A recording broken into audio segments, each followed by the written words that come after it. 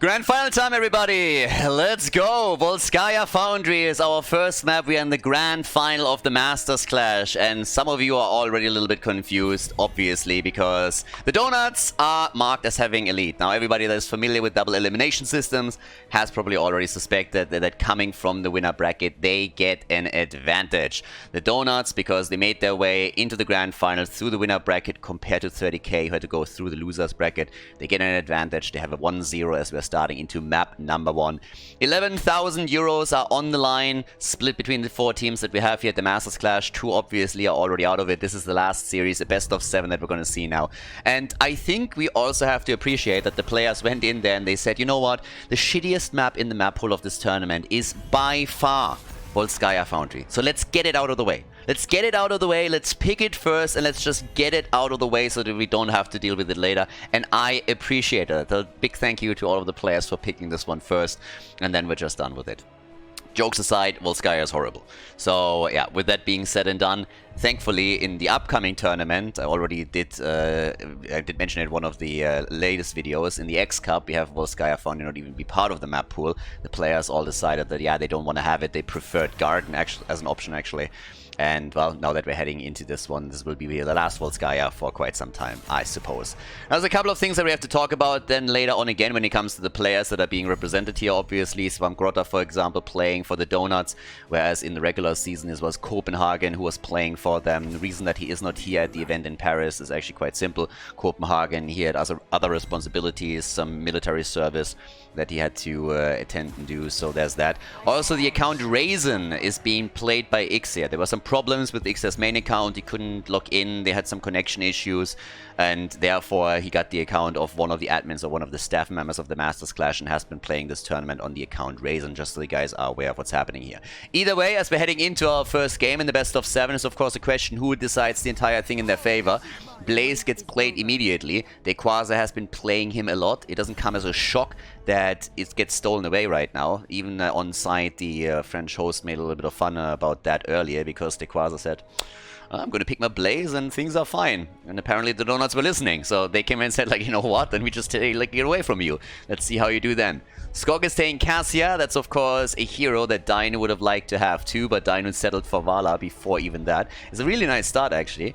Early Vala on this one. Stitches banned. Now, that is immediately a bad move. I don't like it. We had 1 Stitches in this tournament, and I was looking forward to a bit more Stitches, and now they just ban it out. You know what? Because they hate fun. This is why we can't have nice things, because 30k are banning out the fun heroes. Look at the ban pattern. Junkrat, fun, banned. Zeratul, fun, banned. Stitches, same thing. I blame 30k, but yeah, that's just me. The account Bang, by the way, is played by Rutsu, so that's one of his Smurf accounts. I know, it's a little bit confusing, there's a lot of stuff happening. If you watched over the past few days, you know all of this. In case you don't, I'm going over it later again. Tracer is banned out, doesn't come as a surprise considering that Dino has been ripping teams apart with this Tracer play. And we also have Dibbles now banned out because Masquerade is a bit of a beast.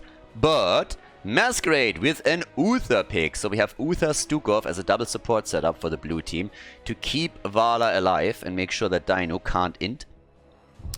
Whereas for the Donuts, who have, by the way, just stormed through the winner bracket. I mean, they were really impressive. They dropped a single map so far in the competition here.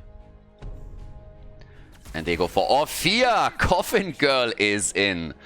Coffin Girl is in the game. Rutsu with an Orphea and Lauber with Muradin. He's been playing a ton of Muradin. Muradin is definitely the frontliner that jumped the highest in priority during this event. And the last pick for Ultralisk, it is Maiev. Volskaya Foundry, ladies and gentlemen, is game number 1 in this best of 7. So let's jump in and find out which team is going to take the victory here to slowly but steadily creep ahead and take the Masters Clash crown here at the offline event in Paris. Let's go. Time for the grand final. Time for 30k against the Donuts. On the left side, the blue team with X-Ray on Stukov in this double support setup that they're playing. Ultralisk on Maiev. Masquerade is playing Uther. Dino on Vala today, and we have Dequaza on Leoric. On the right side of the map, Svamgrota playing for Copenhagen, who played with Donuts throughout the regular season. We have him on Blaze. Rutsu on the account Bang is playing Ophia. Skop on Cassia. Lau on Muradin. And Ixia playing the account Raisin is running Lucio in this game. Quite interesting, honestly, that Lucio wasn't banned out, considering that throughout the entire Masters Clash Finals event, Lucio has been one of the most banned heroes in general. Multishot build for Vala. As we're heading into the first small fight, there's a lot of stacks going on the level 1 talents, so Vala is not the only one. We also see the same happening on Cassia, for example. And we're going to keep our eye on Coffin Girl as well, with the Ancestral Strength. Coffin Girl already being attacked here, but also hitting hard. And fun fact, in case that you weren't aware of it, as Ophia is getting attacked here, the reason why Ophia hits that hard because she is carrying the hopes and dreams of all the HGC fans in that coffin. And of course, that is a pretty heavy tool to wield, and therefore she is hitting like a truck. Hit by a truck was also Lucio, who already died here. So just as I talked about how impactful that hero was during the entire event and how many teams just simply banned him out and not have to deal with it, we now have him being the first victim in that encounter in the middle. So an easy kill right there. Top side, now that the items have been spawning, or well, the support camps, the camps in general, the teams will very quickly focus on getting their turrets and everything else together too. So there it is already, first one locked in, and the red team has not taken a turret yet. Instead, there's the attack. As the little schoolgirl gets attacked, she simply falls back and the rest of the team is there to help her out. But they're delaying it a lot. I mean, 30k already took their first item, and so far the Donuts haven't even made a move yet, which means that during the first objective, they will not have the second turret in that position available. Doesn't necessarily mean that they're going to have a problem here, but it could be just that small advantage for the blue team that 30k is looking for. So now we already have the move towards the top side as they're fighting for the healing beacon. Masquerade stunned and gone. Goodbye, Uther. But the schoolgirl is dead as well. Ophia gets murdered and the blue team is, after all, still able to come in and take the healing beacon. So a kill for a kill. Spray game also on point. With the level 4 talents, we now have the Thunderburn. Obviously, the multi-shot build continues. This is a pretty decent start for 30k. A very good run through the losers bracket. Some solid games that they played here, and now they have a nice opening into the first game of the series. Quick reminder again, the reason why the Donuts are leading already, why there's a 1-0 on the board, is simply that they came from the winners bracket. Therefore, they get an advantage in the best of 7. To be quite honest, there's an endless discussion whether that's a good system or a bad system. I personally don't really like it. If you want to give them an advantage, I think having map choice and also first pick on the first map is more than enough. They have to play less games since they qualify through the winner bracket, which is always kind of nice. Have to show less strategies and can analyze the opponent a little bit more. But that is a debate that will be going on forever. In this case, the Masters Clash has made the decision that they want to give them the 1-0 advantage. It was obviously all set up way before, and therefore 30k has to win an additional game. Level 7 talents is what the teams are really striving for when we're talking about the first objective. Getting that talent early would really help. But there's already the setup. The tether attempt into the lurking arm of Stukov. And they get the kill. And they steal the item. No, they don't. Lauber got it. Lauber picked it up. Lauber picked the item up, so they lost Cassia, but at least they still have the turret. So Lauber is riding on his golden cock straight back into battle, I assume, to drop the turret, if there's an opportunity. And talking about turrets that got dropped, one is already down on the checkpoint. Dainu still stacking heavily, the double support keeping him alive and allowing him to get way more aggressive than Vala normally would be able to. And as long as he can just be straight in their face, can of course go for that. There's a Stormbolt. By the way, I find the Skinnergy a little bit difficult, to be honest. I find it quite controversial. We have the Schoolgirl in play and then also Candy King Muradin, which I personally think is more a Pedo King Muradin. Because, I mean, that guy is just running around with candy all the time and offering to underage girls like Ophia, and I really think that Blizzard should have rethought that a little bit. So, yeah, the Pedo skin, not really my personal choice, but, well, some people just go for that. Either way, there's another kill. Muradin gets punished for his advances, and therefore it's 5 kills to 1. I gotta say, 30k is coming out swinging. They're coming in here, and they're just absolutely dropping the champs on the other side. So really well done by 30k. And we might be in for a big fight here. Coming into this event, into this grand final in particular, I have to admit that I was very impressed with how the Donuts performed in general.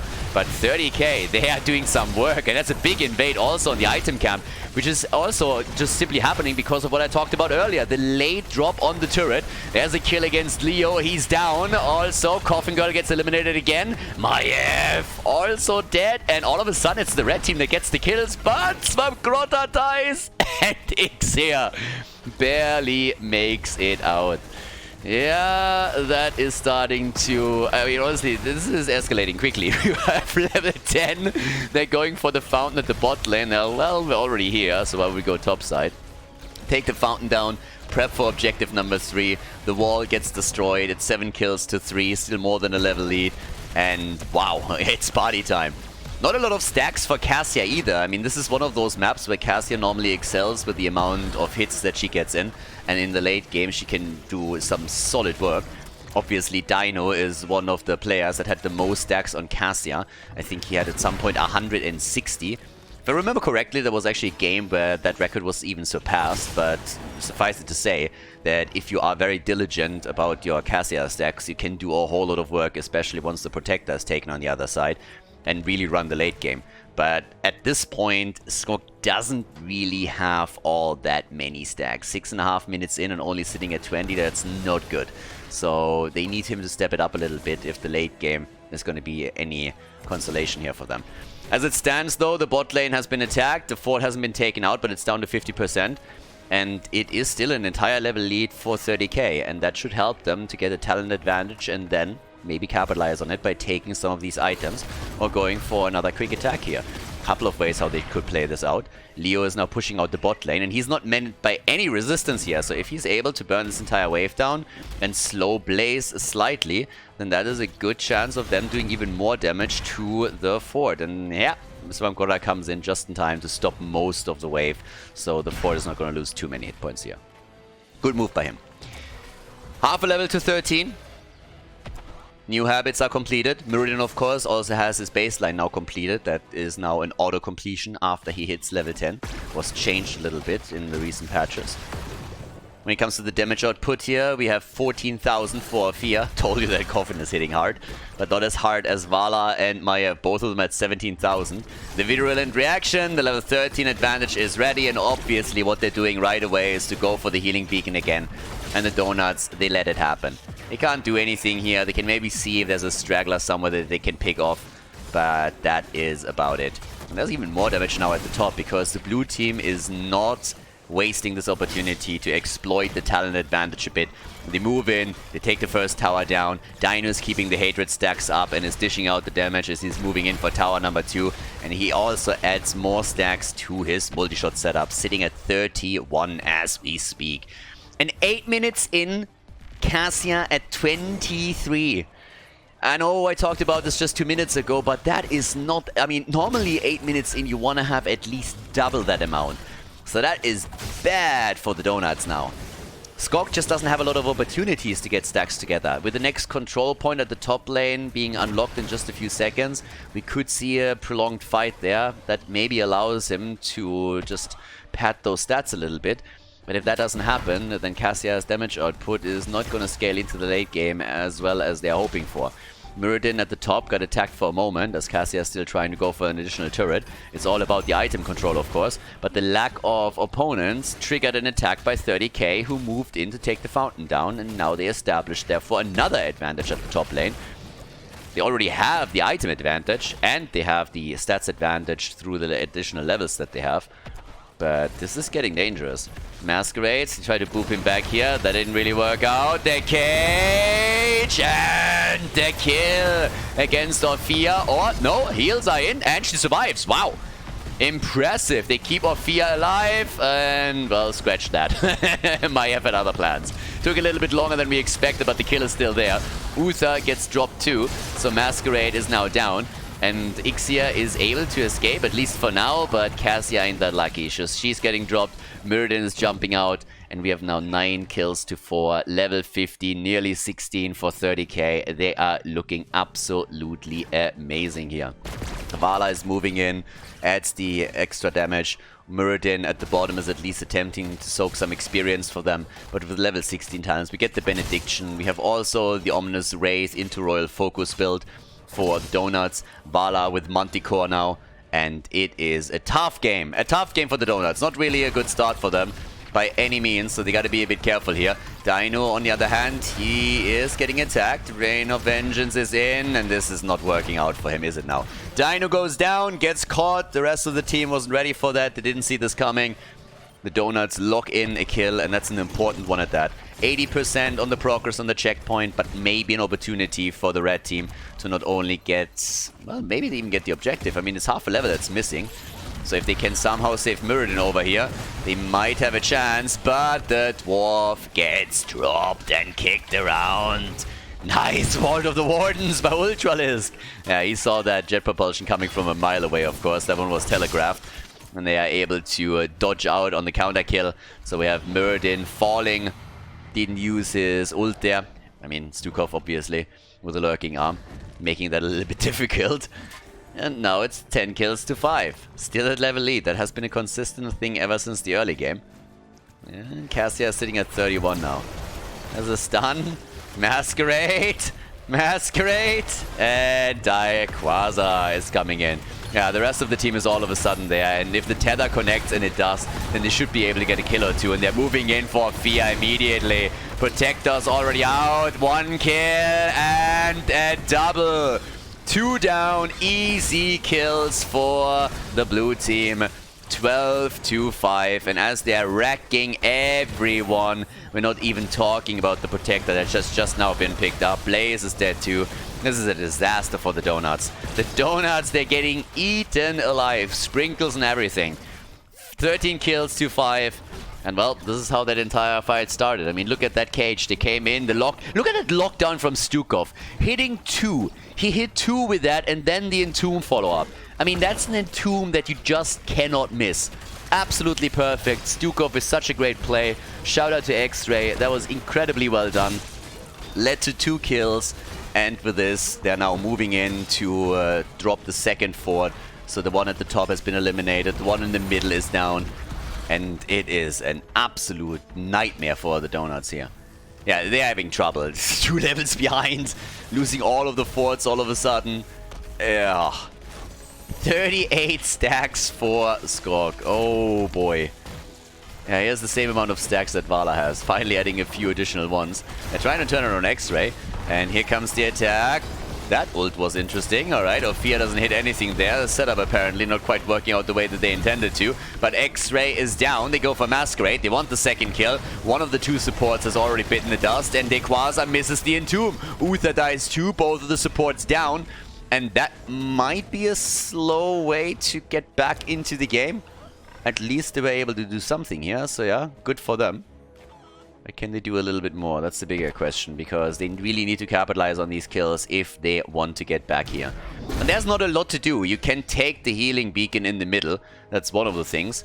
They want to try and lock in the kill against Leoric, obviously. Quasar should be able to survive here. Dodges out of the Stormbolt without any problems, too.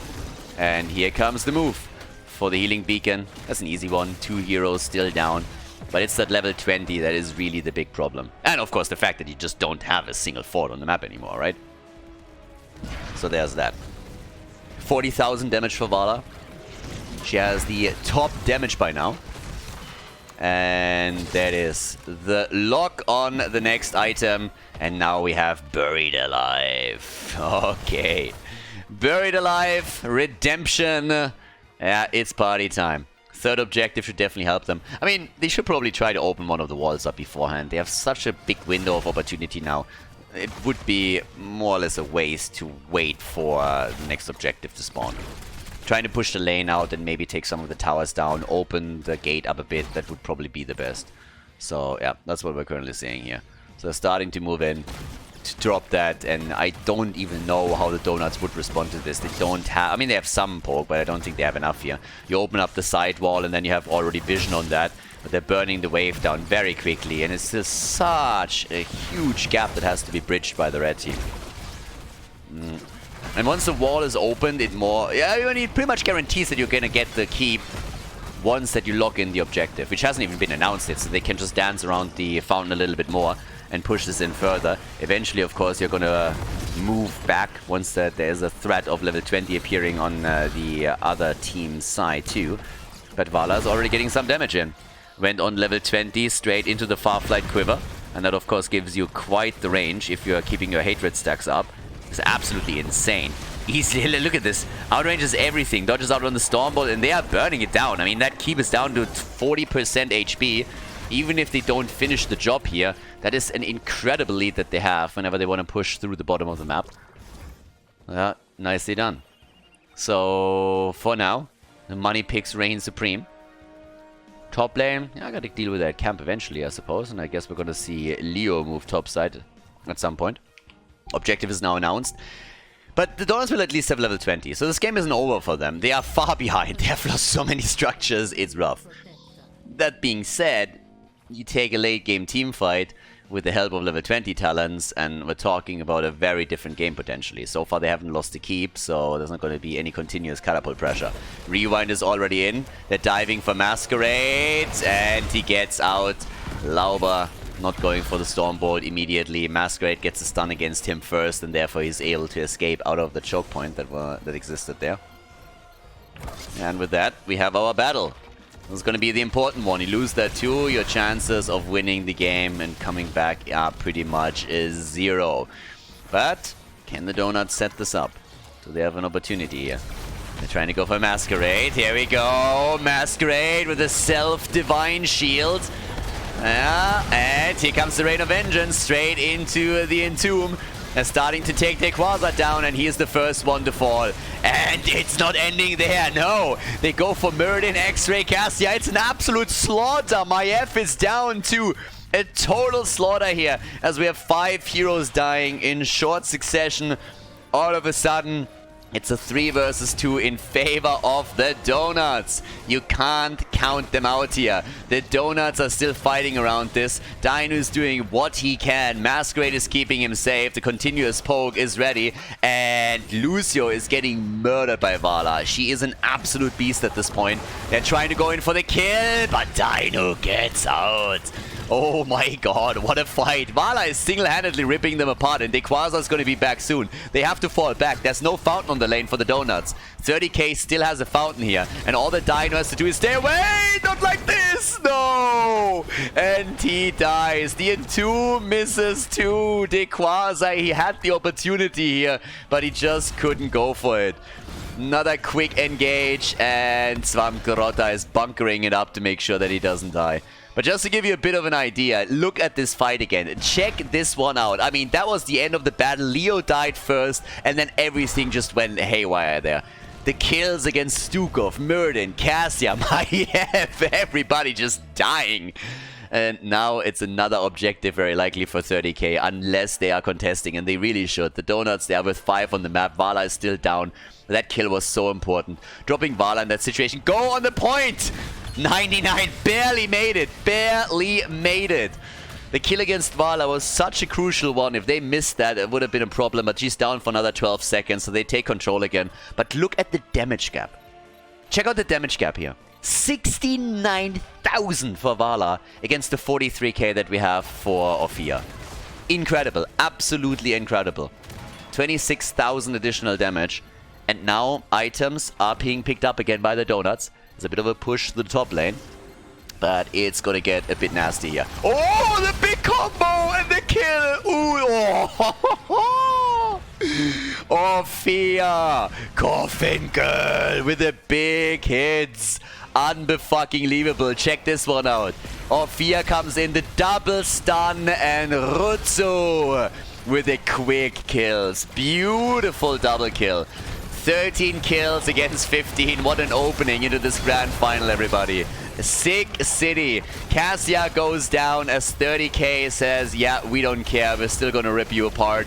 Blaze is all the way at the top. He had to defend their keep. So down here, they're still fighting it out. The Divine Shield and Vala just to be on the safe side. but they at least get the Entomb through. Alright, and there it is, the kill, the double. 18 to 13, and Swampgrotta is coming down. He's like, guys, seriously, can't I leave you alone for 10 seconds without all of you dying? The blue team again in the driver's seat. They have the top that's starting to attack the keep here. They're moving through the bottom to drop another one. Vala is absolutely crushing. 76,000. Maiev has 56k. 30k are on their way to equalize this series and negate the winner's bracket advantage of the Donuts as they're moving towards the core. They want to end it right here, right now. Abandoning, obviously, the Protector. They're going for Lauber. The core is falling. There's no kills happening just now. 54%. Leo is doing what he can. Scott is back too. They want the kills. They want Vala, and Dino just doesn't care. And this is game as 30k locks in the victory on the first map in the best of 7. GG and well done. Before we head into game number 2, make sure that you subscribe to the channel if you haven't done it yet so you don't miss out on any future content here on Khaldor TV. Impressive performance by 30k. Well done. They win map number 1. Pretty much they disagreed with the winner's bracket advantage that the Donuts had and said, yeah, we're going to negate that, turning the best of 7 into a best of 5. So now that we're heading into map number 2, it's Sky Temple and the series is tied. A 1-1. And I am impressed by 30k. That was quite the game that they just played, and a big statement, of course. So now we're gonna have a bit of a look if they can continue that, or if that was the wake-up call for the Donuts and they're gonna step it up. Sky Temple is the map choice of 30k, since the Donuts went straight in and said, alright, we wanna have our first pick and first ban. By the way, concerning the map pool, we had bans on Alterac Pass and Braxis. I also want to state something that a lot of people don't really seem to understand. The map pool for tournaments like this has nothing to do with the map pool that you're seeing in Hero League. So it is not the same at all. There's pretty much a very consistent map pool that we had for any kind of tournament and league in the past couple of years. Usually it's determined by the players. There's a few maps that every now and then make their way into those while others get dropped. For example, most of the tournaments don't run Volskaya Foundry anymore because the players don't really like it too much. Some of them swap in something like Garden of Terror occasionally. But generally speaking, the map pool for the competitive scene has been incredibly stable, which is one of the reasons is honestly that a lot of the maps are just fucking shit. And that is especially true for like Haunted Mines, Blackheart's Bay, and for plenty others that are just totally useless in a competitive environment. Hopefully at some point Blizzard is going to address those and is bringing them back a little bit, balancing them out. But for the time being, that map pool is very, very stable. So as mentioned, Alterac Pass and Braxis have both been banned, and now we're looking at Sky Temple with Tracer being locked in. It's a little bit of a pick away on the other side too. The early fall stat pick though for the boys in blue here. They played it a lot. I mean, honestly, most of the time it's Ultralist that plays it. I don't really think that Dino is necessarily going to play the hero. He could, but they might have been trying to just keep the Donuts under the belief that that was not really something that they're looking for, so that they can pick a Tracer or whatnot. Either way, we got our Tracer pick right now on the side of the red team. The Donuts, therefore, can use that with Rutzo to make sure that they're getting some kills in. Maybe even against the Birdie, because that is a setup now where Falsa is immediately looking at us like, Tracer, really? So if Rutzo plays this well and Dino steps, or whoever plays Falstad steps out a bit too much, he's going to be eliminated. And Muradin gets banned. Nice, I like it. The Muradin ban. Lauber won't be able to play him anymore. Especially that setup towards the end of the first game where Muradin hit that double stun and Orphea followed up with a quick double kill. Whew, that was spicy. That was really well done. I liked it a lot.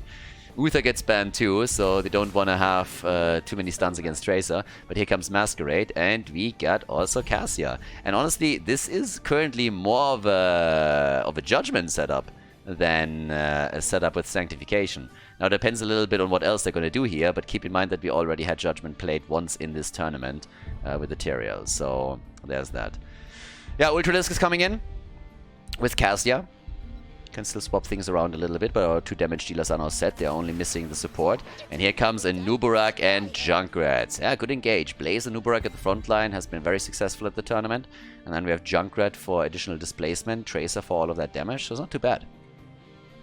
It's actually pretty solid here. With the last pick on Sky Temple, going to X-Ray, and it is Lucio. Alrighty. More Overwatch, more win. Both of them with an Overwatch hero. Actually, no, that's not quite true. We have 3 on the other side. I mean, if that's any indication, then the Donuts are going to walk away with a real easy victory here. But time will tell. Let's jump into game number 2 and see who takes the lead in the series. It is Sky Temple between 30k and the Donuts.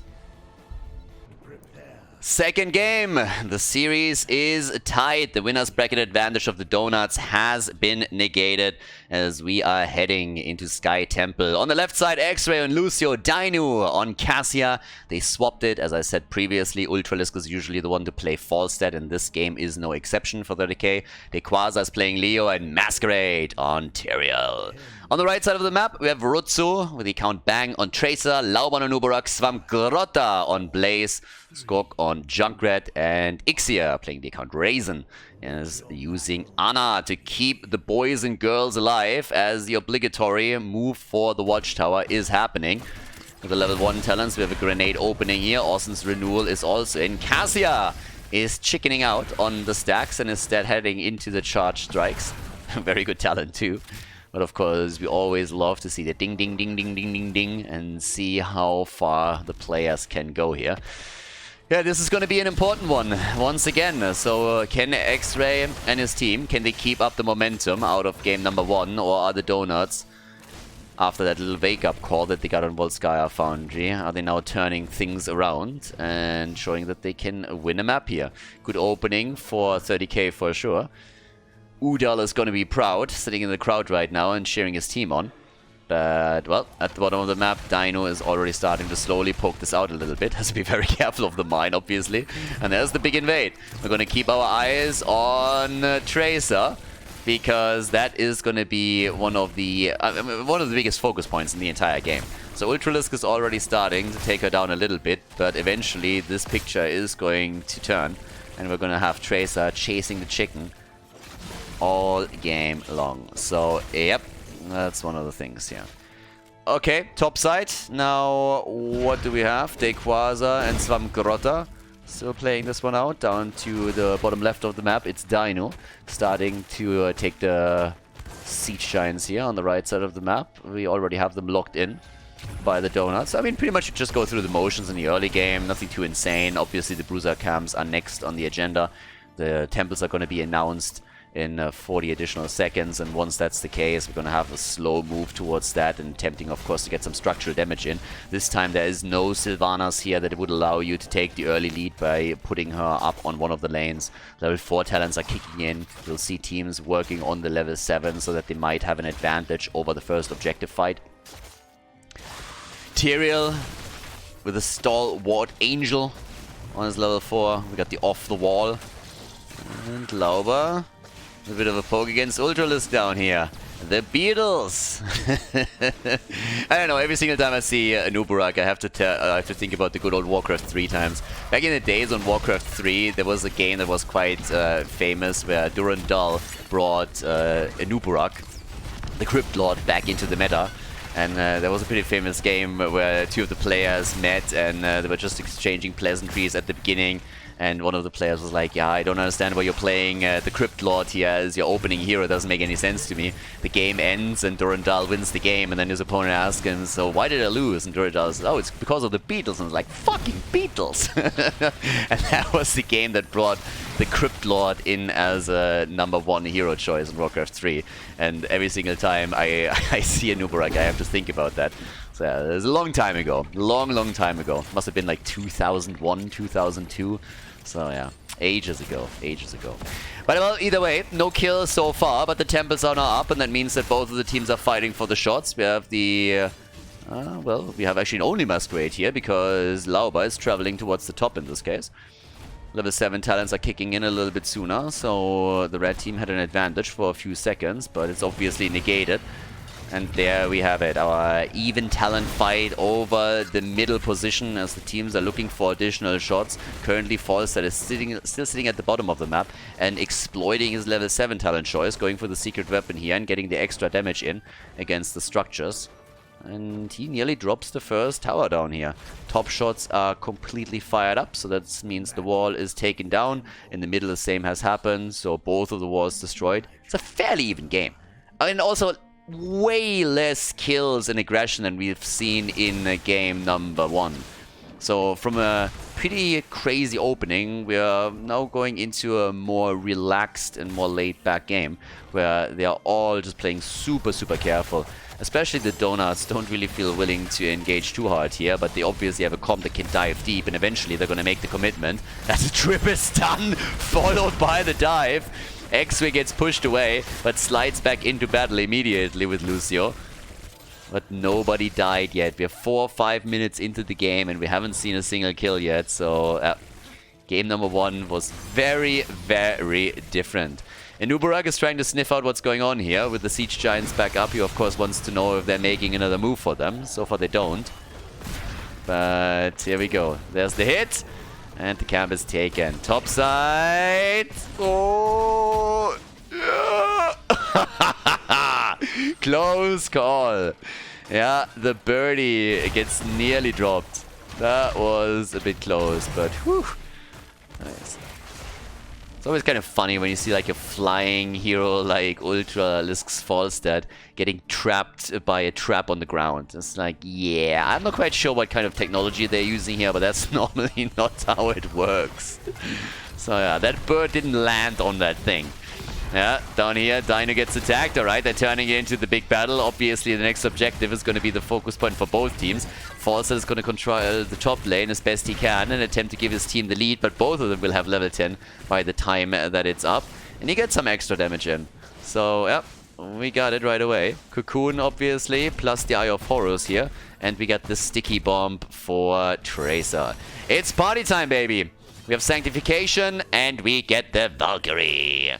Junkrat and Tracer both at the top, and Falstad, he kind of knows what's going on. Ultralisk is moving out quite easily. Rutsu is not going to get the kill, and that was well played by 30k. They communicated it quickly. Do you guys know where Tracer is? Nah, you should probably get back, because she could be headed your way.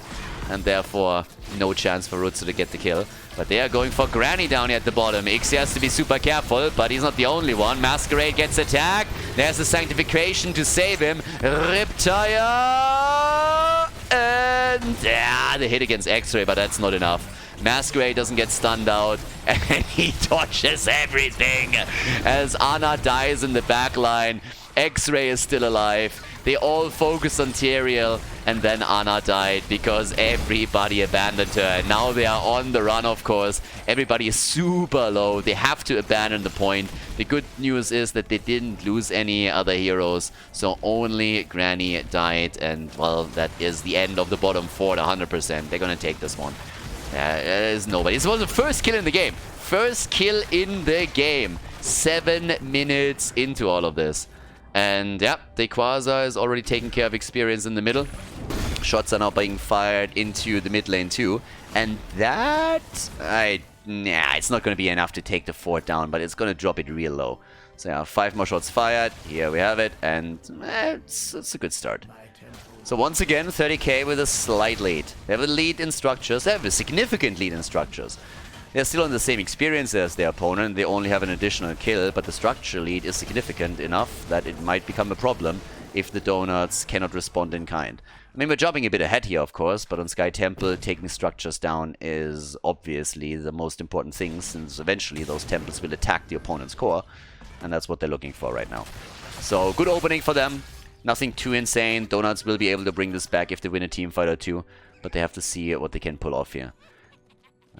Experience for Dequaza. Again, he's a little bit low, but should be able to move out here. Fountain Cooler might be up too. Cocoon is already out, as they're trying to go for Tyrael. Yeah, there's the trap. And they're trying to divert them as much as they can. X-Ray dives in with a high five and goes down. Masquerade is on the run. Ana with a hit. But he has the shield up and doesn't fall. They still got the kill, of course, against Lucio. And they get Cassia too. Rutsu popping off all of a sudden. With Leo at the bottom of the map, they're exploiting the numbers advantage topside and go for the fort as well. Yeah, the Donuts, they're bringing it back. 13 versus 13, and with a fort destroyed, they are starting to equalize the position on the map quite easily. That's a good one.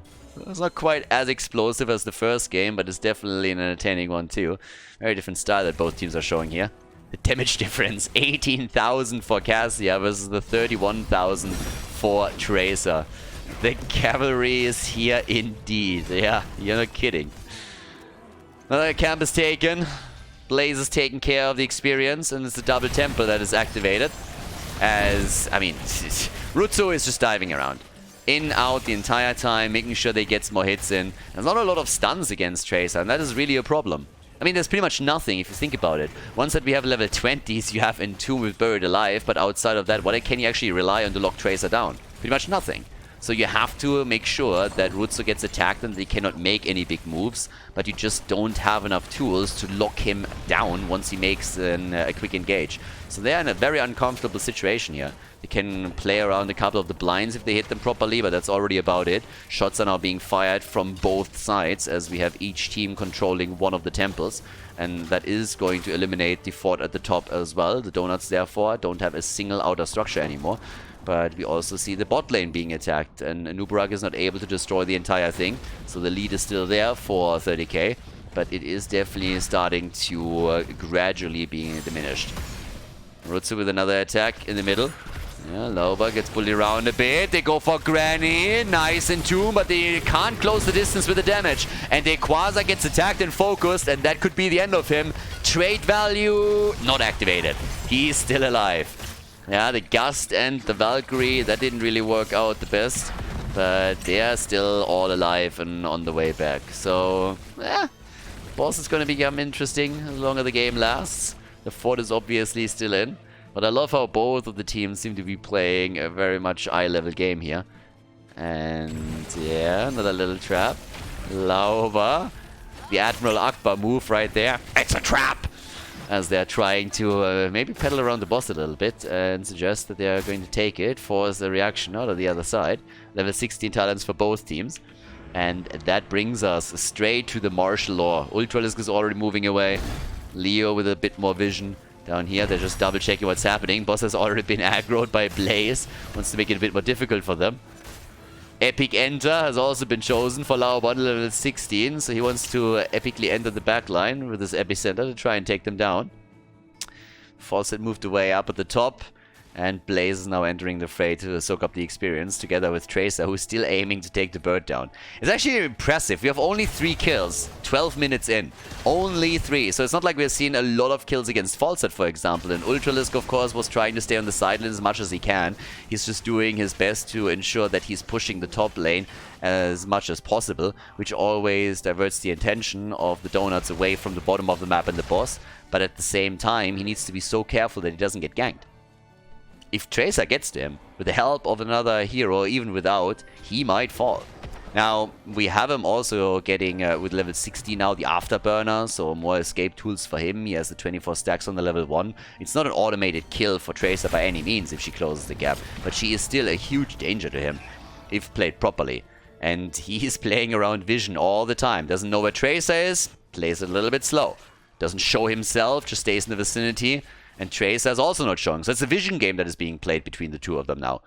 And the team is obviously double checking at the bottom of the map. As soon as they see Tracer, they will let Falstad know so that he can make his choice after that. And Falstad, now that he's realizing Tracer is likely going to move down, has moved to the wave, and immediately Tracer is moving towards the top. And Falstad is gonna fly out, maybe even. Yeah, there's the attack. And he gets away. But that could have been backfired. But you will see that battle on the minimap the entire time. Oh, what a stun! Woo! Great setup from Tyrael too, though. And that turns against the Nubarak, who dies first, even though he still gets the cocoon out. But that was a beautiful... Oh, yes! There it is! The kill! 2 kills, and that's a boss move, potentially. Keep the minimap really in vision, boys, because that is exactly what I've been talking about a bit earlier. That interplay between Falstad and Tracer, it was beautiful to see how both of them played around vision. And then the second the bird showed topside, Tracer moved there, and Falstad realized, I need to get the hell out of there quickly or she's going to kill me. And that was incredibly cool on a tactical side. The boss is taken. Obviously, they're capitalizing on the double kill. They also have the control over the temple at the bottom of the map. And that is 30k with more pressure at the bot lane. Because that temple is attacking the bot lane directly, which means that the boss doesn't even have to deal with the towers here. This is a problem. And it's a big problem at that.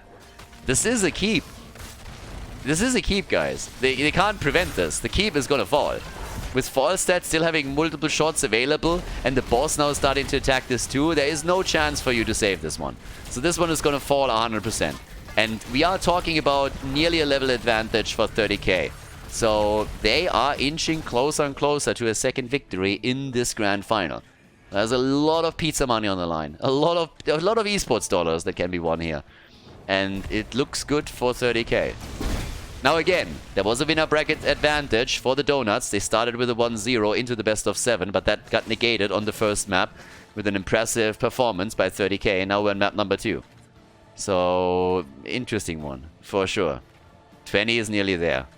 But what can they do with 20? It's a level lead, but what do you do with it? Where do you make your play? There's no camps up on the map right now. There's objective up. They take division, but there's very little else that they can go for. So we got the Holy Arena, we got the Entomb upgraded of course too, and the red team is not going to fight. Unless they are forced into a battle, they're not going to do anything. The Quasar, nice dodge, I like it. Was waiting for him to maybe drop the Buried Alive, but they didn't go for that. A big advantage for the blue team is obviously also Volskaya. I mean, we've been talking about the play against Tracer the entire time, but let's not forget that Volskaya as a global has a huge impact on the game, especially in the late game. He can always be that thorn in your side that pressures the lanes out and then flies back to join up with the rest of the team. So the level 20 doesn't really give 30k too much. There's nothing up on the map, there's no boss. They take 2 of the camps. They take 2 Siege Giant camps. So it's not like they have a huge lead because of it, but 2 Siege Giant camps have to be dealt with, and eventually the bot lane doesn't hold a fort or a keep anymore. Therefore, those are going to move towards the core. We're 16 minutes in, catapults that make their way over there are hurting. Now we have a double temple active, and look where Ultralisk is. Already prepping. Already prepping for the objective. Sees that everybody's down here, moves away. Not risking anything. Super safe play by him. And of course, now the red team is starting to move towards the top to contest the position here. Cassia is on the camp and is trying to take that, and Volskaya is pushing out the bot lane. The whole idea being that you want to make sure that eventually the Donuts have to move back or they're going to lose hit points on the core. Cassia is taking this one, and the birdie is down at the bottom. And now they have to ask for vision again. Where's Tracer? Where's the rest of the team? How many do you see? Where is everybody? So Volskaya is going to see that, and 30k, they can take team fights or they can just play the macro game. The bird flies into the middle just after he takes the minion wave down. There's already the Entomb, but the bunker is counteracting it, and Volskaya gets cocoon, can't use the ghast. Holy Arena is in, they want the kill. Swamp he's alive, he's dead. Volskaya takes him down, and now they go for a potential second kill. Lauber dove in, but gets isolated by the Mighty Gust, and that is kill number 2. Unbelievable. Ooh, counter kill, nice. Leo is down, top side gets pressured, and with that, both of the temples are up for grabs, of course.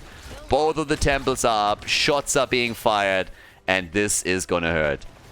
They are going for it. He's trying to go for the kill. And, well, that's the end of Tracer. They have to get the kill here. Yes! And that's a stagger death. Those are the worst ones. Stagger death, worst death. And with both temples taken, this could very well be the beginning of the end, because this is going to hurt. Both of the keeps are in danger at this point. I expect that they might barely survive. They should both survive, unless they're pressuring even further. And the Quasar is, of course, coming back now. So he's going to spawn on side. They can steal the camp away. A second keep should fall. One way or another, and one keep is going to be eliminated. The one at the top is already suffering so much damage from the temple shots alone that even if it does survive, it will be eliminated by the camp here. And it's going to be close, as I already said. So yeah, shots are being fired. Pew, pew, pew. Actually, he didn't take all of them. He didn't take all of the shots. It seems like they're hoping for the camp to take it before they claim it. No, is the boss... Ah, boss is up again. Alright, so they let Volskaya take the shots and then they can fly down and go for the boss. With Tracer still being dead, that's a decent move. Now, you have to be careful here. This is not an insta-lock.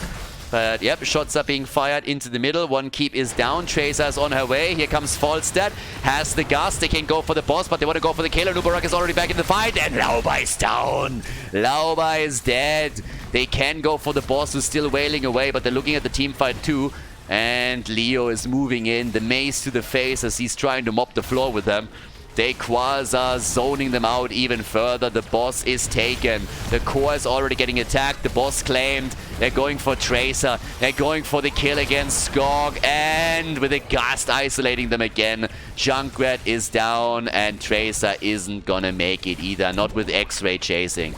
Yep, that's another kill. Unbelievable. 9 kills to 3, everybody. What a performance by 30k. What a performance by 30k. 10 kills to 3. Beautiful buried alive. The Entomb hits home. 5-man team wipe as the donuts are getting eaten alive. 30k moves through their opponent like hot butter through cheese as they lock in a second win. The 2-1 lead for the blue team in this grand final. Impressive performance by 30k.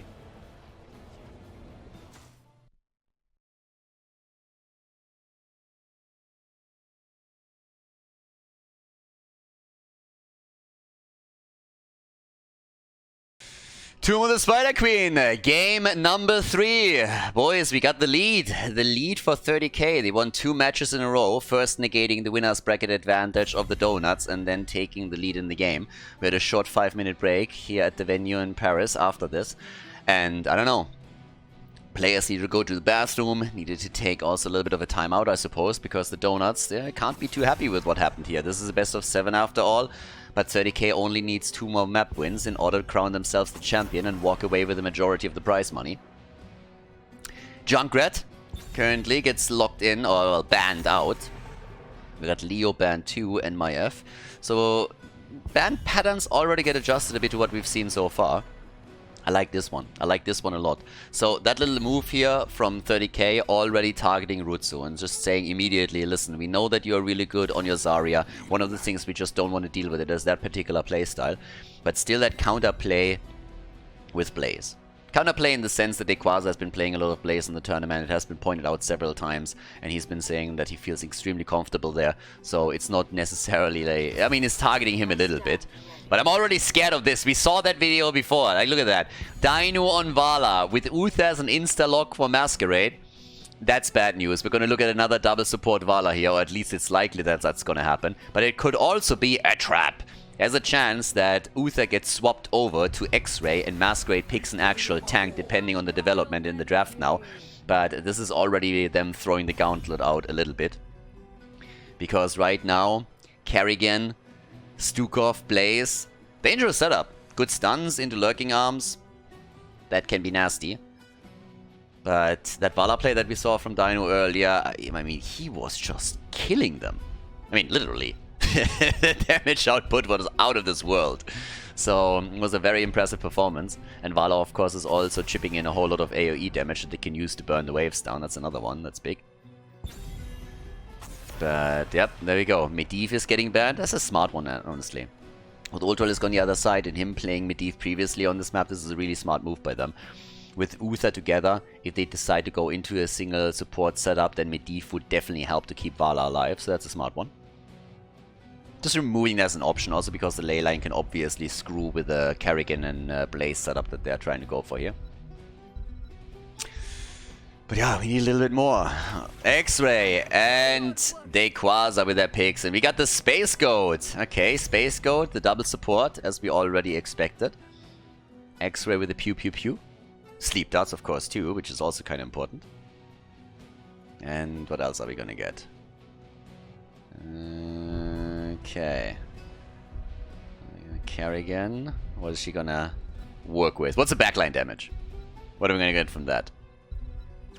ETC! Oh, and Gul'dan! The cow is back, everybody.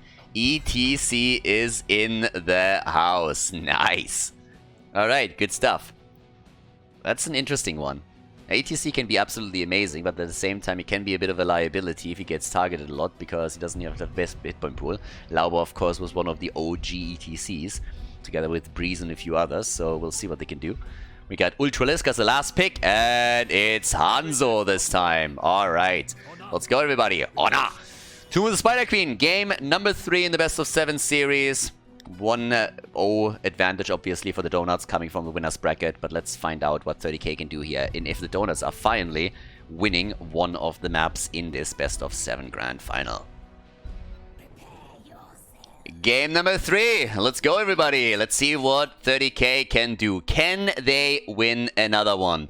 We got ETC in the house this time, so it is time for Lauber to show what he can do on his OG hero that put him on the map. Ultralisk on the left side, he's playing Hanzo for the blue team. We got X-Ray on Ana, Dainu on Vala. Terrifying after what he did to them with Vala in game number 1. Masquerade is playing Uther, the double support is there, and Dequaza on Urel. Over to the right side of the map, we got Kerrigan played by Rutsu, Swamgrota on Blaze, Lauber with ETC as mentioned, going for the block party against Vala, Skog on Gul'dan, and Raisin on Stukov. Alright, color me intrigued. What's gonna happen? Can you imagine if the Donuts move through the entire winner bracket and end up in the grand final only to be dropped by 30k without even winning a map? That would be just insane. Absolutely insane. There's the attack again.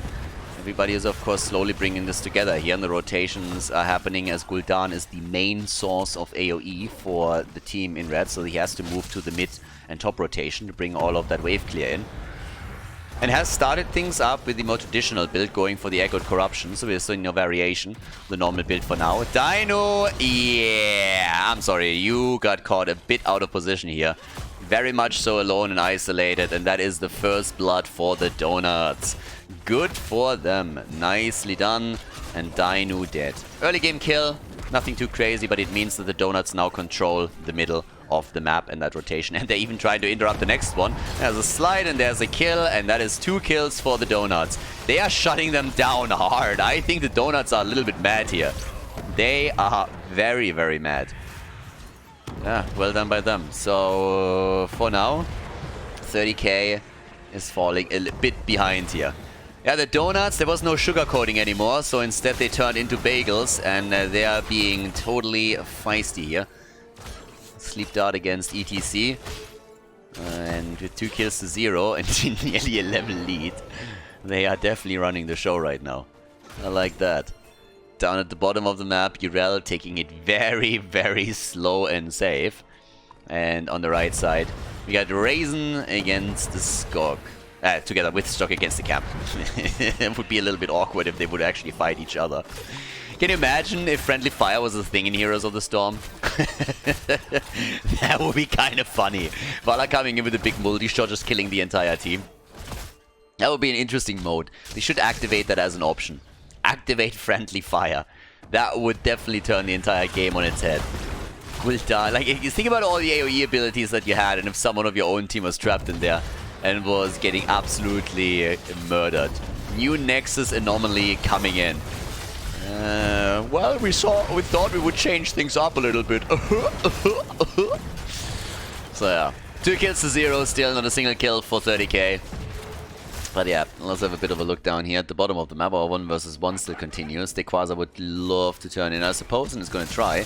But yeah, there it is. Ixia saying, nope, not happening. We're not going to go for that. There's a level 6, and this is a bit of a concern. With that early of a level lead, this could become a problem. This also could become a problem, by the way. There's the jump, and they missed it. Nah. Yeah, that's not a Warcraft 3 player over here. No. There's no RTS experience here. That's no body blocking. When we're talking about Warcraft 3 body blocking movements, that looks a little bit different. So, good attempt, but Swamgrota got out. If they can kill him and deny the 13 gems to them, that might be a bit of a different setup, but yeah, not like this. So we still got our fight set up, especially at the top side. Hanzo is dealing with Gul'dan right now. Uther was attempting to move in to maybe help him out here, but they are slowly starting to capitalize on the stacks they're getting. Vala is about to complete the quest. She's obviously going to stack beyond this. But I'm worried in the sense that the Donuts should be able to use these talent advantages that they're slowly building up to get turn-ins and maybe snowball it harder. So there's some potential there for them to get real good control of this game. But, well, let's have a bit of a look of what the blue team's doing, because they are the ones that are now under pressure and have to somehow bring it back here. I mean, they can. But for now, they're struggling a bit. There's the level 7, so finally they got that. Now they can play around this a bit. Already the hot pursuit is now coming in. Good for them. Also the hand of freedom! Oh, less than 100 hit points on Carrigan. That was nearly a kill. Oh, and this is a kill. Yeah, this time they're jumping in deep. And that's a lot of gems. They're going to try and recover those. ETC is moving in, and he gets the majority of them. So Lauber is sitting on 21 gems. They already turned in 22. But here comes the turn-in for the blue team. And they get the first web weavers. Nice. That's a good move by them. That is negating that advantage that I talked about for the Donuts by quite a bit. So, well played. Now, of course, the question of whether or not they can really take some of the structures out here. Nice sleep dart, and there's another follow-up stun. They really want to go for Lauber here, don't they? They come in with everything they have, but Masquerade might have been a bit too aggressive, and that is not the way you want to die. I mean, first of all, you don't want to die at all, but that's not the way to go. Especially as the web weavers are just touching ground. Definitely not comfortable. Dino zipping around. Carrigan, not today. So they're still trying to come in with a bit more pressure on the lanes, even though the Uther has already fallen. And Uther will be back in a moment. Nice damage here too. I mean, Dino is just murdering. Dino, honestly, like, sometimes he feels like he's just completely dope. But now, oh my... Not like this. Uther is back, Anna dies. Stagger deaths, no. No, just no. Level 10, it's so close now for the Donuts. This could be a bad set of minutes that I had here for 30k. No, no, no. Don't tell me it's happening again. Of course it's happening again. Anna is back, Uther is dead. Apparently they're trying to play solo support after all. That's 5 kills to 1. I think the Donuts got a little bit mad. Dino is already taking the bottom camp, but he's trying to time it a little bit. And of course there's an opportunity for a turn-in now. You know, they haven't really focused on this yet. And yeah, this is getting out of hand. Ultra discuss the wave clear. Turn-in is now happening. 13 are in. At least it's level 10 versus level 10. That's the only saving grace here for them. That they have their own level 10 already. Yeah, we got Carrigan now in the middle. And this is going to be a difficult thing to stop. Even talents, that's the good news. That is the good news here. You have even talents, there's no talent advantage for the Donuts. At the same time, they're pushing with a mercenary camp. There's a counter camp on the left side for the blue team. And the web weavers are now gonna touch ground straight in front of those forts. And that's the problem. They're gonna try to burn that down in the middle as quickly as they can, I suppose. But at the bottom of the map, the action is already happening as the wall falls. So, this one down. Make the attack happen. This is easily eliminated here in the middle, so that's good news. Even the fountain survives. Hanzo is the only one up at the top side. And that's not really all that much that the Donuts got out of this either. They might be able to take the fountain down, which is, I guess, big. But that's all that's going to happen. So the fort is not going to fall. This is about as good a defense as you can hope for. That, on the other hand, is a problem. Ultralis gets attacked. Yeah, he's dead. There is no way he makes it. Nice arrow. He buys some time, so maybe they can get a counter kill. Oh, Vala, not hit here. Oh, the Divine Shield.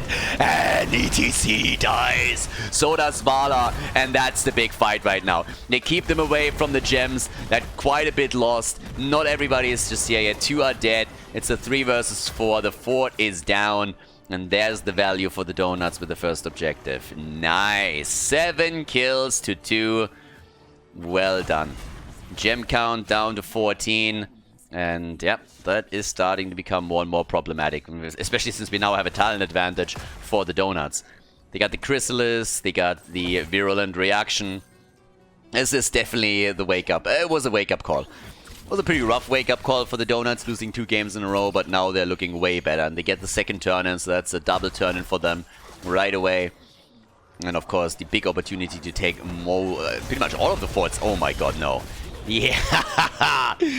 This is brutal. The Donuts, they are murdering 30k in this game. I mean, it's kill after kill after kill with the Web Weaver wave. They're going to take both of the forts. I would be shocked if they can't accomplish that. And 30k is just on the receiving end of a beating. It's pretty much whack-a-mole. The Donuts are playing whack-a-mole at this point. See a hero, kill a hero. That's what's happening. The fort is about to fall. And 30k, if they can pull off a comeback here, that would be very much incredible. But it's an experience advantage, kill advantage, structural lead that they have. Nothing is going well for 30k here. Nothing. Not even a little bit. Damage output. Let's have a look at that. It's actually kind of funny.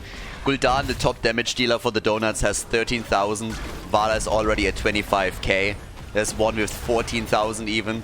And they are still so far behind that it hurts to look at the screen. So, fantastic for the Donuts. I mean, good on them. This would have been a very awkward grand final if the red team would have been destroyed. The arrow hits ETC. They're trying to go for the kill. Nice sleep dart too. That was nearly a hit. Vala. Oh, the Divine Shield. Yeah, she's safe for now. But they are bringing it back.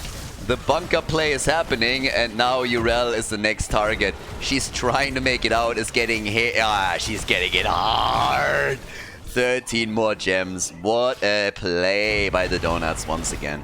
Saving everybody, turning it around, taking the next kill. Urel is dead, and that is some beautiful Heroes of the Storm that we're seeing from Lauba and his boys. Level 16 now. They got level 16. And honestly, at this point, you don't even know what to do first. Do we turn in? Do we go for the boss? Yeah, that was... This is getting difficult to watch if you're not a Donuts fan. If you're... Like, Michael Udall is sitting in the crowd in Paris somewhere and is shielding his eyes because he's just like, I can't watch. I can't watch. Please, make it stop. Please, please. We're forfeit. We forfeit. Go next, please. That is just demotivating at this point. Blue team came in swinging in the series, but now they are getting beat up. I mean, they're being used as a punching ball here. So... never count them out. 30k is the team... I will always come back to that first map of the tournament. 30k is the team that knows better than any other team in this competition that you should never think you won the game until it's really over. Because you can always fuck up. And it could happen right here. So, yep. Two level leads, talent advantage, Web Weavers on the ground again. They won that keep. Ooh, even the ult being thrown out here by Rutsu as they were hoping for the Carrigan connect. Bottom of the map, also another one being defended. Hanzo's at the top. Most of them are pushing through the middle. And here we go. Yeah, top side. Let's make it work. 17 is still... That keep has to fall. That's the arrow. They want to go full Gul'dan? I don't think so. Maybe. Urel comes in again. ETC. Where is the dance party? There it is. Dancing with tears in my eyes. Nobody wants to dance with Lauba though. But ETC hasn't showered in a while apparently. So yeah, nobody dancing here. ETC is down. And that's a kill. Blue team trying to chase the Chrysalis, and Rutsu gets wrecked. Rutsu down. Svamgrotta is moving out before he can be intercepted. And is that the opportunity to come back? They saved every single keep. Not a single keep has fallen. Guys, is this a potential ticket back into the game? 3 heroes died in total. They eliminated 3. They have enough gems for a turn-in. Can they bring it back a little bit? It is real difficult. Stealing this away would be kind of nice, but you also want to get the turn in, so how much time do you really have to bring this back? Level 16 talents are available on both sides now. We are still talking about a level advantage, and here come the blue Web Weavers. Big question now. Can you bring it back? How much can they do here? How many structures will fall? Can they take all 3 of the forts down? Can they equalize this a little bit? Even just eliminating 2 would be a big step. Svamgrotta is defending the bot lane, against the Siege Giants. In the mid lane, they need to burn the camp down, and they're doing it quickly. The Siege Giant is not going to slow them down any longer. But there's another fight. The attack, the Horrify, the arrow missing. Straight back to an A. And Masquerade with the balls of steel for the longest time, not going for his Divine Shield, and then he just got greedy, gets stunned again and locked down, and that is the end of Uther. Yep, he waited too long. He had an opportunity or two to drop the Divine Shield here, and he didn't. Stukov, of course, making it impossible there towards the end. Web Weavers are eliminating the fort at the top and at the bottom. 2 are already down. Can they save their heroes, though? And the answer is no. Ana down. 11 kills, 2-5. Still a lot of value out of the Web Weavers as they're attacking the top lane too. So they are equalizing the situation a little bit. Dino with 75 stacks is doing a lot here. But he also is playing a dangerous game. A very dangerous game. Oh, the big slap! Dino! You god! No way! It's so close! Oh, unbelievable. Dino's like, guys, why are we even playing double support? I don't need any of you. I don't need you guys. Watch me. Watch me. If it's up to me, we don't need a single support. We can play without a support. It's like, what is your problem here? Double support, you guys are not healing anybody anyways. So, big plays here from Vala, but they might not be good enough to deliver the win. Oh, ETC with another move. Yeah, they have level 20s now. But of course, some of the keeps are now going to fall. It's an entire level that they are behind. That's a huge window of opportunity for the Donuts to capitalize on the level 20 talent advantage that they're running now. But I have to give some credit to 30k too. They did not roll over here and always try to fight back. And they still do. But that's a big gap to bridge. Yeah, that is going to be really difficult. Alright, so once again, here comes the move straight up for the camp, and they're gonna take it, and that should lead to the mid fort, the mid keep being destroyed. Uh-oh, Ultralisk, there's the Divine Shield. All of a sudden, he YOLOs it out. And that Horrify? Goodbye, Masquerade. Masquerade is dead, despite the fact that Hanzo used his arrow again. In the middle, they're likely gonna lose the keep now. 84 stacks for Vala. Good damage. I mean, the damage numbers are insane. If you're looking at the damage discrepancy between the two teams, look at how many kills the Donuts have. And how much damage they have on their heroes compared to what we're seeing for 30k. I mean, it's the best indicator that damage is sometimes just meaningless. If you can pad your stats, that's great, but the on-target damage is worth it so much more. Lau with the second attempt to go for Bolt of the Storm and then follow it up with a slide, and he misses it again against X-Ray. The whole goal is to keep them from taking the boss. The problem is that this will result in the bottom keep falling because this gets attacked too. So it's a lose-lose situation for 30k. And the boss is getting attacked while Uther is still down for another 9 seconds. Level 20 is incredibly close, and Dino again! Again with the play here. But it's half HP on the boss. The bottom keep has already fallen. There's the level 20. Uther is back. They cannot make a play for that position. They just can't. But they're trying to go for the kill, and they should be getting it. Maybe, maybe not. Dino! And there it is, the kill against Stukov. But Dino is down. That's the moment when you call GG. Vala is dead. Dino is also dropped, and that's a 4 versus 4 without the main damage dealer. Hanzo is still in play, but oh boy, are they in trouble now. Keep in the middle will soon be attacked. The one at the top is already... I mean, that's one's gone. And they will go for core here. Dino down for 40 seconds. They rely on Hanzo for now, and it is not looking good. That is 13 to 7 kills. And they're actually falling back. They're falling back. Oh, they have a turn-in. They have the turn-in. Yeah, 33 gems for Svongrota. Can you interrupt that? Try to go for Kerrigan here. They need to keep an eye on Svongrota. He's the one who can't turn in. With 33 gems, if you keep him away from the turn-in points, you got a chance here. But the core gets attacked. Ultralisk is dealing with it. The rotation down to the bottom turn-in point by the red team. Yeah, and Masquerade is running into the trap. That's another kill. Uther is down again. He has redemption. He has redemption. He's gonna pull an Arnie. He'll be back. And at the bottom of the map, yep, the turn isn't happening. Nope. They have a 5 versus 5. Redemption gets burned. But there's still a chance. One keep is all they have. 1 keep against 3. If they turn this around. Can you imagine?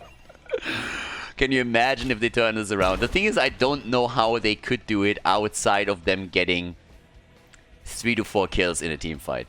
Because all that the Donuts have to do is play it slow. Even if you get a turn in for 30k, what are they going to do with it? Look where the Web Weaver at the top would spawn. Here.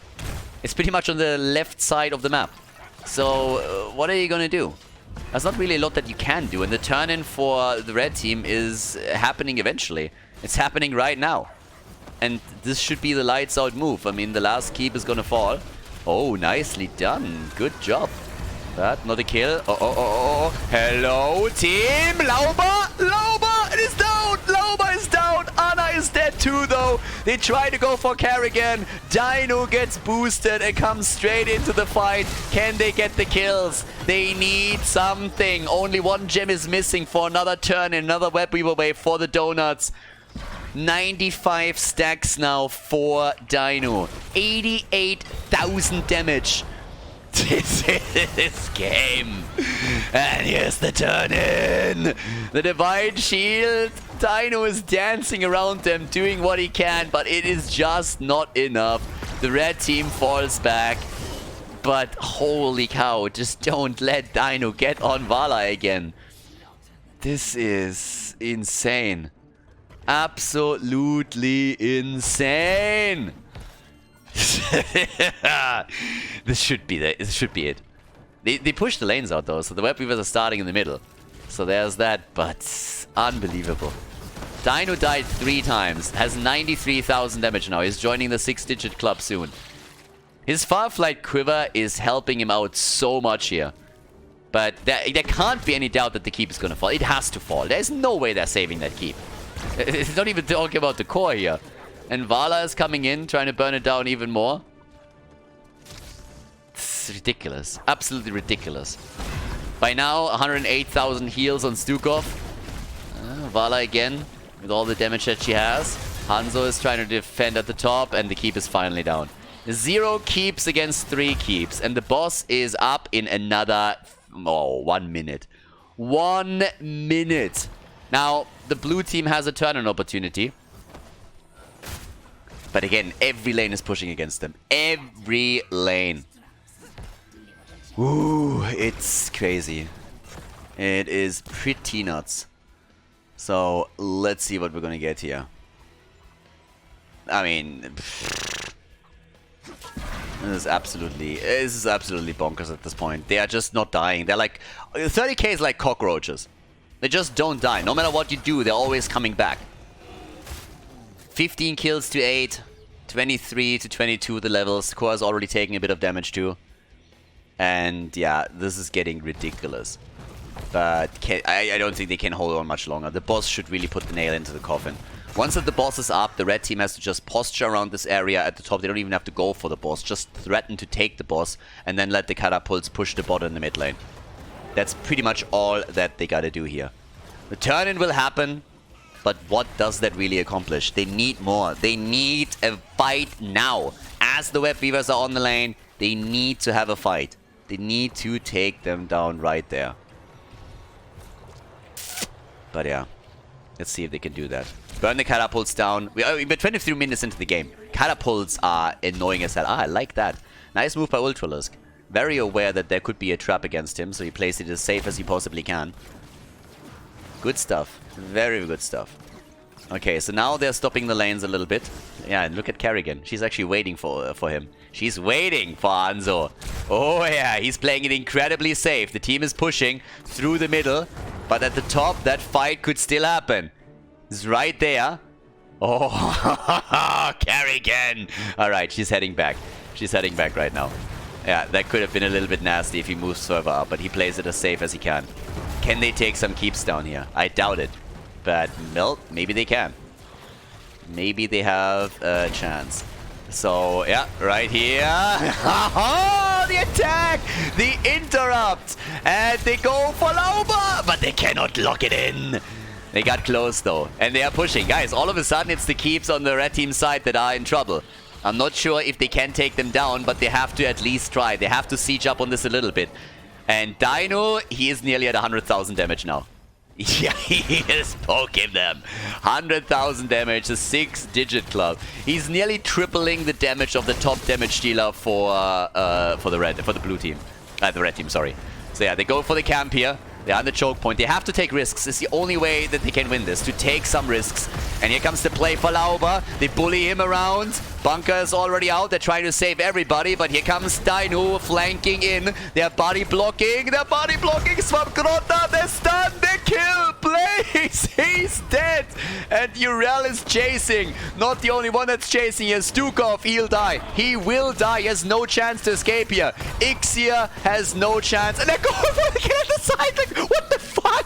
How are they winning this? You gotta be kidding. It is a 4 versus 2. And Uther will be back. They go for core. They're trying to get the game here. Are you fucking kidding me? You can't be serious. Karrigan wants the kill. And Ultralist, he survives. He survives. And Gul'dan died. Karrigan will fall too. What the hell is happening here? How? How? Explain it to me. This is not possible. How can you win this game? 30k. They are fucking insane. Unbe-fucking-lievable. They turn the game around and take the 3-1 lead in the grand final. This is ridiculous. What a performance by the blue team. This is absolutely nuts. I can't believe it.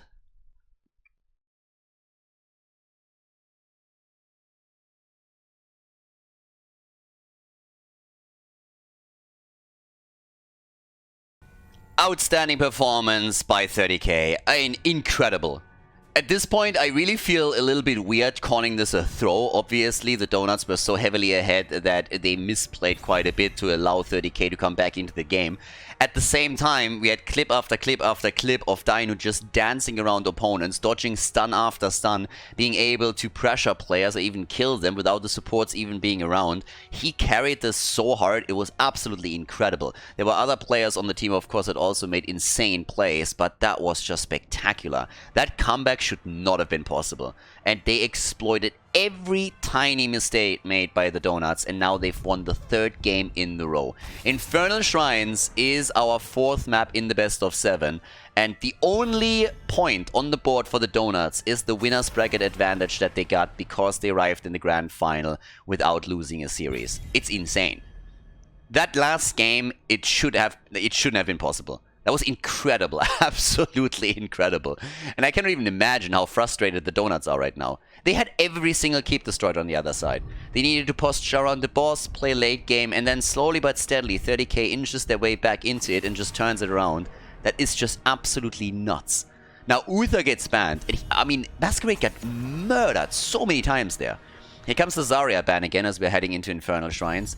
And Vala, Dino and Vala... holy hell. He had a really good performance already on Volskaya Foundry, but what he just did, that was insanity. The level 20 talent, once they hit Farflight Quiver and could really capitalize around the extended range and around also the movement speed with all of his hatred stacks, he just completely annihilated them. Dancing around Karrigan, dancing around ETC. I mean, he died how many times in that game? 3 times or something? That's nothing. It was a 25-minute game and he was focused in nearly every fight. I'm fanboying this way too hard, but yeah, this is amazing, and this is honestly the only kind of play that you're only gonna get in a low ping environment. Nowhere else. Vala gets picked again. Is anybody shocked? Is anybody surprised? If anything, I'm surprised that the Donuts don't ban her. But at this point, they're probably looking at this, they're saying like, guys, Vala isn't really the problem. We can deal with him as long as we take Uther away as one of the big supports and we are targeting her a little bit specifically. So we're just going to see how this is going to work out here. But yeah, this is exactly what you're going to get here. And this is also a bit of a problem that we have exactly with the cross-server play that we talked about a lot. Which is why it's always nice when you have some games on your home server. And Ana, you can play that with 200 ping. Vala on that level, also not possible. Leo gets now picked, and we have Hanzo on Infernal Shrines. Good old Dignitas first pick all the time on the map. Insane. And Quasar gets his Blaze, by the way. Quasar has been denied his Blaze play for 3 games in a row now, and this time he's able to play it.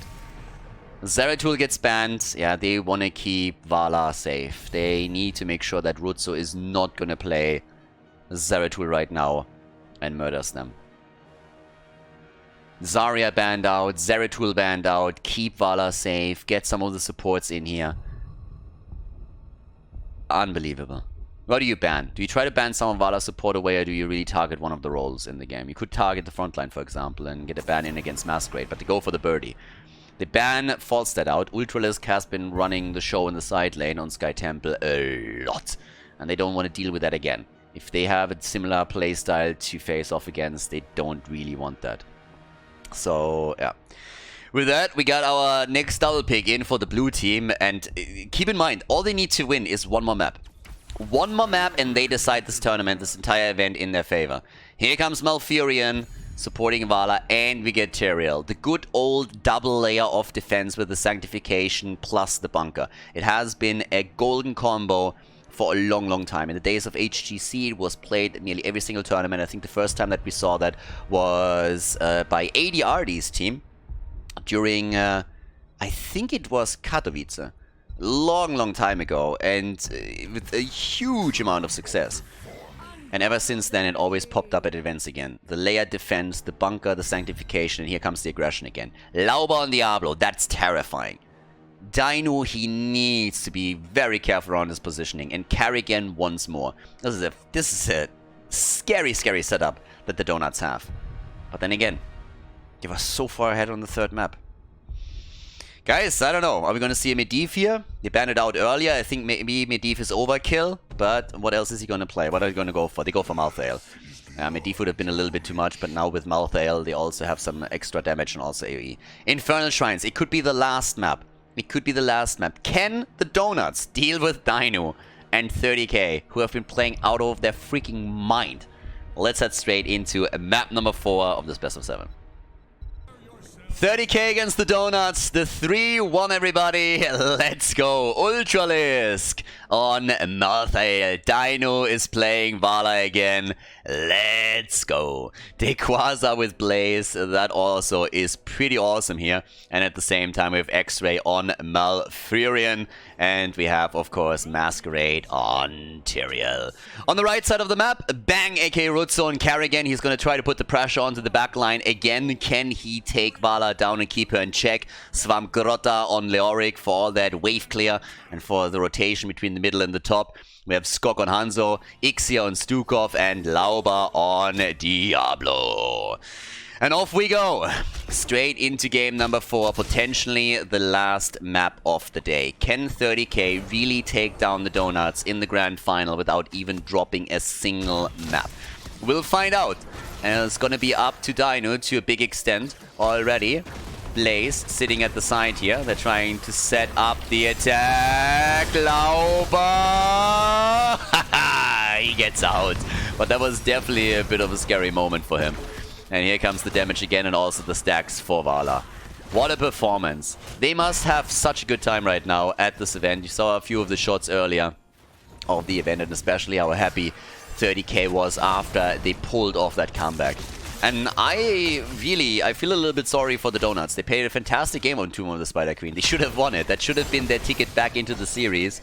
But instead, 30k somehow turned it around. That is a devastating blow to the confidence of the Donuts. So now the camp gets taken. And on the right side of the map, obviously the same is happening for the red team as well. They're going to take this one too. At the bottom map, the move is already moving in as the blue team is starting to aim for camp number 2 out of the 3 that are available here.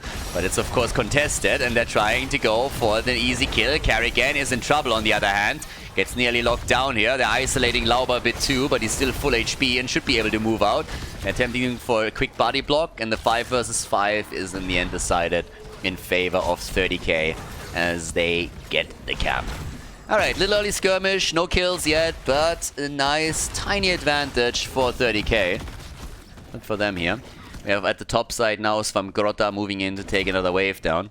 In the middle of the map, of course, you already have them pushing the camp further towards the wall so that they can also get some structural damage in. Level 4 talents are kicking in for both of the teams. First objective is going to spawn at the bottom of the map. And so we're going to have that one. And they're going for the camp at the top side now too. Setting everything up for the first objective. Especially with the first altar spawning at the bottom of the map. You want to make sure that top side you're going to have your own camp pushing. So that in an ideal world you'll do some structural damage while all of this is happening. Okay, so what else are we getting? At the top right, we got Ixia. I mean, they're doing the same thing. So both of the teams are going through the motions of setting up the macro level and trying to ensure that all of this is going well for them. If Leo stays, for example, a bit longer and can take some of this down would be nice, but both of the teams are delaying the capture as much as they can. Yeah, nicely done. This is, of course, both of them in pretty much the same situation. An early level 7 would be nice. They might split some of their side laners off to catch some more minion waves and then eventually get that extra talent. But for now, it's all about the battle on the point and the first Punisher, which is going to be an Arcane Punisher here. So, let's go.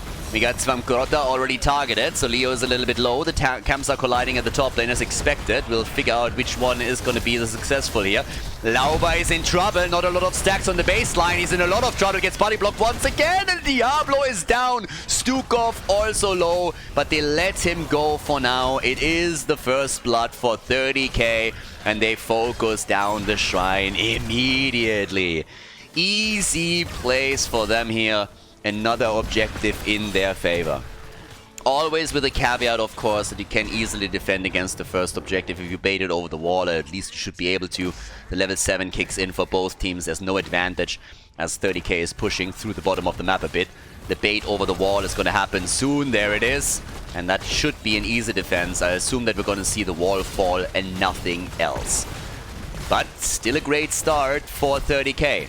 They get some extra experience, they get some of the structures destroyed down here. But they can push some of the other lanes as well to also damage the gate in the middle of the map. And do more than just damage it. I mean, they are nearly destroying the entire thing, so good for them. The side wall is opened up and that allows them to make the next attack through the middle much more interesting. If they get the next Punisher, of course. Always assuming that it spawns in the middle, we'll find out soon. But right now we got level 8 for both of the teams. Working on the heroic abilities, of course. Yeah, and Malthael is up at the top. Ultralis has been playing it incredibly safe throughout this entire series, and you really have to respect that. We've seen so many teams in this tournament where the offlaner was just a little bit too antsy to move out and clear the wave, push it out, or do some damage, and then he gets caught and annihilated. Ultralis playing this insanely solid. Always super cautious, not dying, not making any positional mistakes, or very few. And instead, it's always the turn here. The follow-up of Malfurion is instantaneous. X-Ray doing a great job here, making sure that whoever is the target of a stun will be locked down even further so that the damage dealers can do their job. And with that little momentum, 30k is now aiming to take the camp, which might be a bit too much to ask for. They can't really move in though, and this could result... No. They're not going to lose this one. Actually, now that it's burned on fire, yeah, they're going to lose it. They're going to lose the fountain.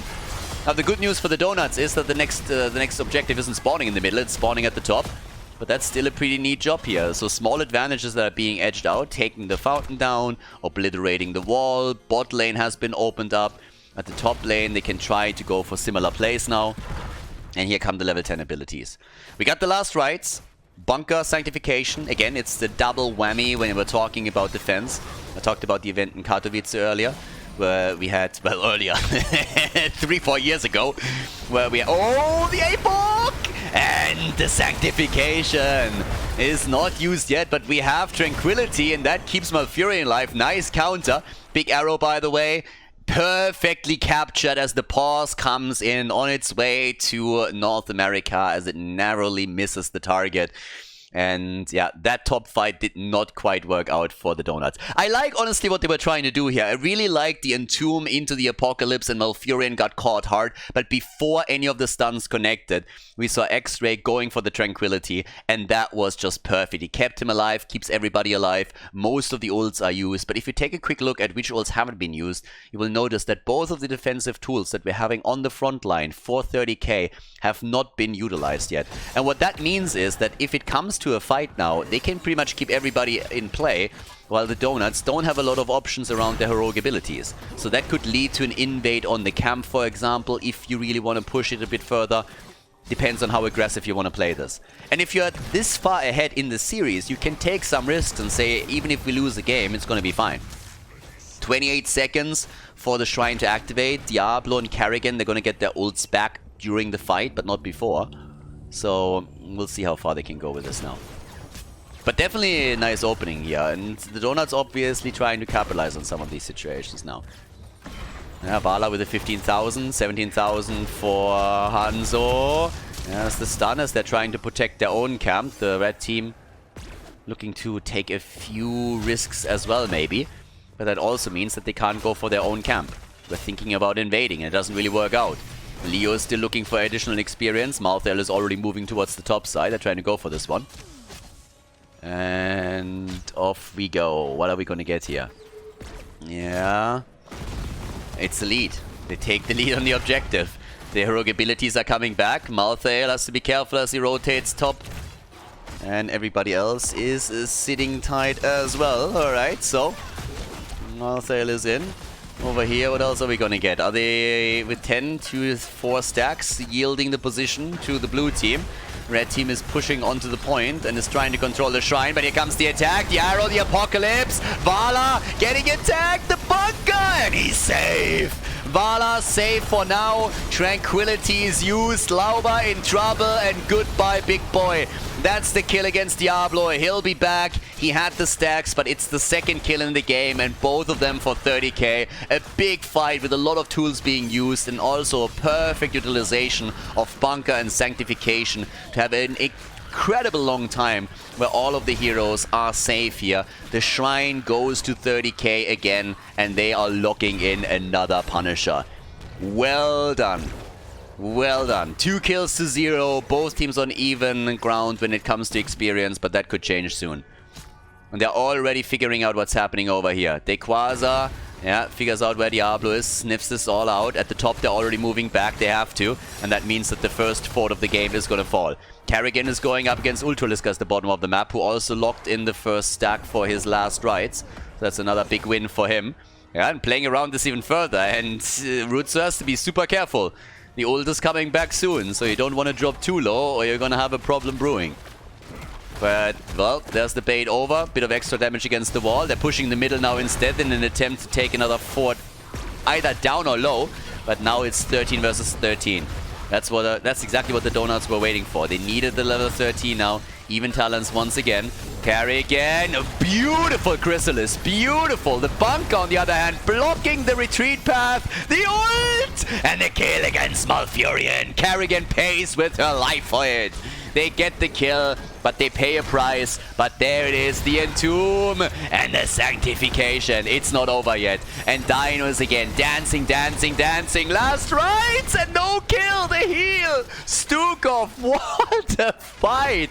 Oh, the battles here are absolutely beautiful.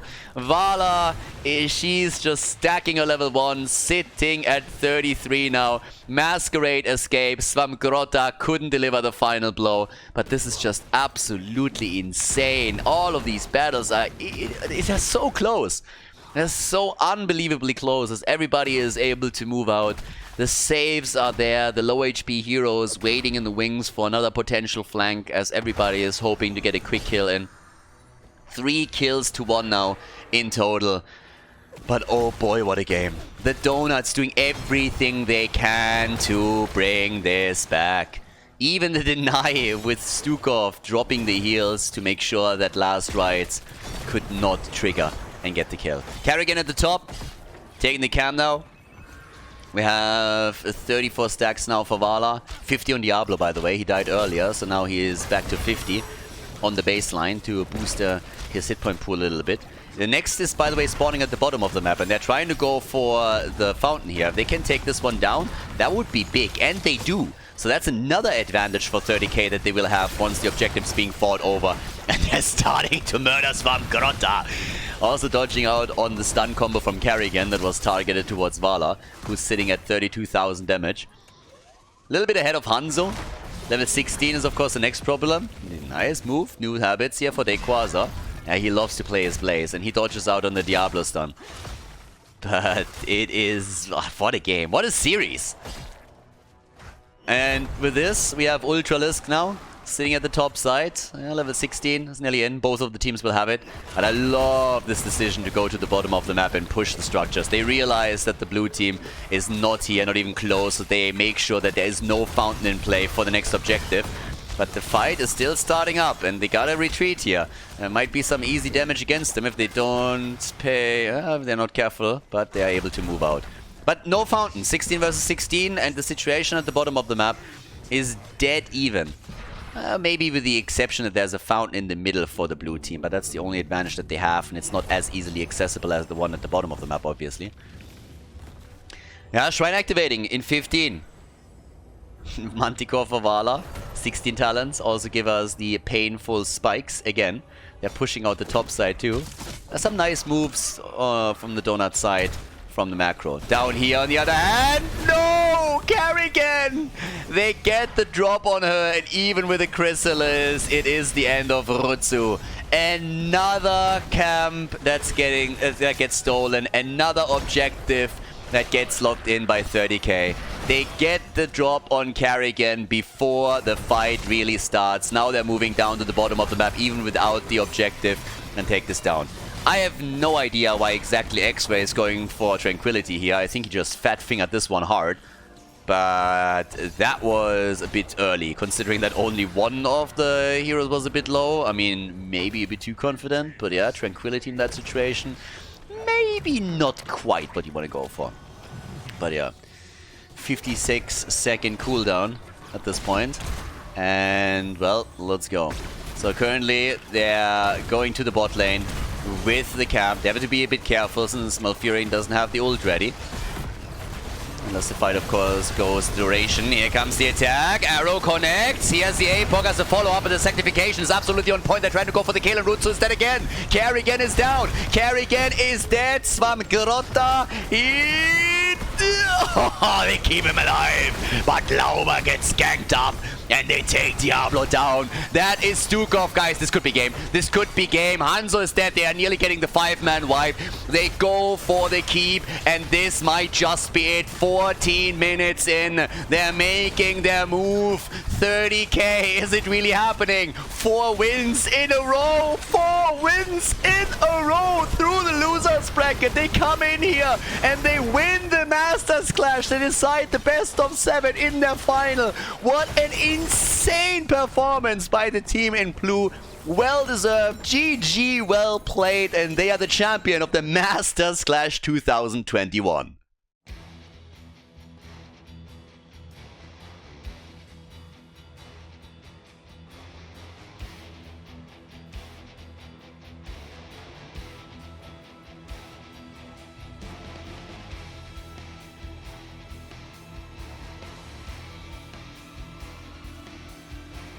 Thank you everybody for watching the video today. I hope that you enjoyed the show and the commentary.